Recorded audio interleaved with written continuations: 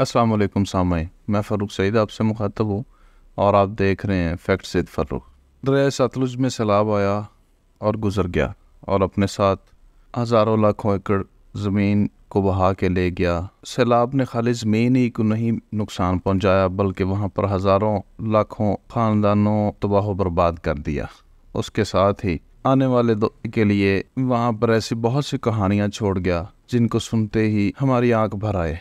दरिया सतलुज और उसमें पाकिस्तानी हुकूमत या हमारा रोल, उसके मुतल्लिक़ आज हम बात करते हैं। दरिया सतलुज मुसलसल 13 दिन 1 लाख क्यूसेक पानी बहाने के बाद का पानी कम होना शुरू हो गया। इस मानसून में सतलुज में तरबेला डैम के हुजम के बराबर पानी बह चुका और हमारे हाथ में आबादियों की मुसलसल तबाही, फसलों की बर्बादी और इंसानी अलमियत के सिवा कुछ नहीं आया। हुकूमत और अफसरशाही सतलुज के सैलाब को इमदाद इकट्ठी करने और नादर मौके के तौर पर देखते रहे, जबकि मुतासरीन इन्हीं से अपने दर्द की दवा मांगते रहे। एक अंदाजे के मुताबिक 1 मिलियन एकड़ फुट पानी से $1 अरब मालियत के फ़ायदे हासिल किए जा सकते हैं और सतलुज में सिर्फ पिछले 1 माह में कम से कम 3 मिलियन फुट पानी बह चुका। $3 अरब की इस अपॉर्चुनिटी कॉस्ट के अलावा मकानात, आबादियों, फसलों और जानवरों की मौत के नुकसानात अलहदा हैं। दूसरी कुदरती आफात के बरखिलाफ सैलाब एक ऐसी आफत है जिसका वक्त से पहले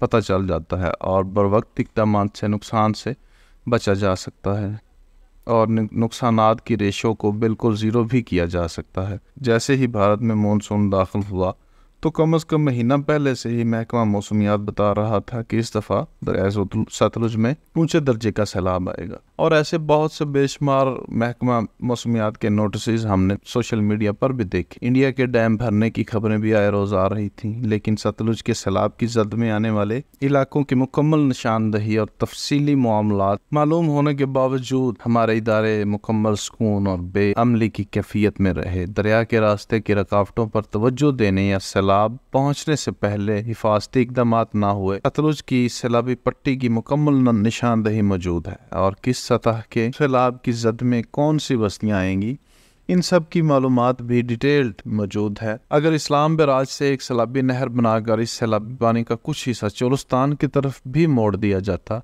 तो कितना ज़्यादा फ़ायदा होता। अगर ये नहर सिर्फ 5000 क्यूसेक पानी भी ले जाती तो इस मानसून में 5 लाख एकड़ फुट तक पानी चोलिस्तान भर में फैलाया जा सकता था और साथ ही सैलाब की शिद्दत भी कम की जा सकती थी। इस तरह सतलुज के दाएं बाएं गैर आबाद नशेबी इलाके तलाश करके दरिया से छोटे छोटे चैनल बनाकर उनको भी पानी से भरा जा सकता था, जो कि पानी की शॉर्टेज के वक्त काम आते। लेकिन सतलुज बहता रहा और हम देखते रहे, पानी उतरने का इंतजार करते रहे और आज पानी कम होने पर खुशी से शादियाने बजा रहे हैं। इस सैलाबी अलमिये के साइज का अंदाजा यहाँ से लगाएं कि 550 देहात मुतासर हुए और अब तक 2 लाख से ज्यादा लोगों को इलाके से निकाला जा चुका और 1 लाख एकड़ राजी पर खड़ी फसलें तबाह हो गईं। इमदाद इकट्ठा करने के लिए माहौल तो ठीक बन चुका है, मगर क्या हम दोबारा से ऐसे ही सैलाब के आने के बाद जागेंगे या उस सैलाब के आने के बाद फिर हम इसी तरह बात कर रहे होंगे और तमाम चीज़ें यही दोहराई जाएंगी। और ये तमाम चीज़ें कोई हमारे लिए नई नहीं। हमें याद होगा कि 1 साल पहले अपर पंजाब में भी सैलाब आया था। जब वो सैलाब गुजर गया तो फिर हर चीज़ रिलैक्स हो गई थी। हमें चाहिए कि ऐसी चीज़ों को हम पहले से मैनेज करें। ऐसी चीज़ें मैनेज होती हैं, पूरी दुनिया मैनेज करती है सैलाबों को।